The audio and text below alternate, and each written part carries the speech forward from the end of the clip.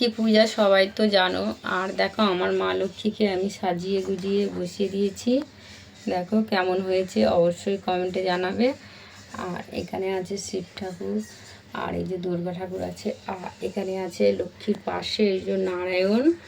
আর দেখো কেমন লাগছে, আমি কেমন করে সাজিয়েছি। আর এই যে রাধারানী, আর এই যে আমার কৃষ্ণ, আর এই যে আমার গোভূষণা। আর এখানে তো মা সরস্বতী আছে দেখতে পাচ্ছ, আর এখানে সব ঠাকুর আছে দেখো। আর আমার মা লক্ষ্মীকে কেমন লাগছে অবশ্যই কমেন্টে জানাবে।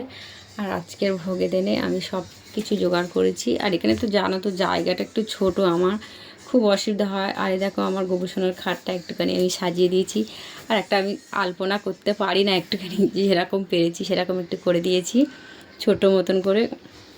মানে এদিকে তো করা যাচ্ছিলো না, জায়গা নেই। আর একটু ছোটো করে আলপনা করে নিয়েছি। কেমন হয়েছে অবশ্যই কমেন্টে জানাবে। এখানে এখানে একদম জায়গা শর্ট বন্ধুরা।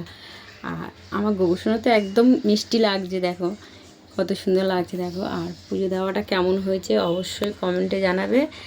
আমি অতটা ভালো হয়তো পারি না, যেটুকুনি পেরেছি সেইটুকুনি করেছি। আর আমাকে কেমন লাগছে অবশ্যই কমেন্টে জানাবে। দেখো গাইস আমাকে কেমন লাগছে অবশ্যই কমেন্টে জানাবে।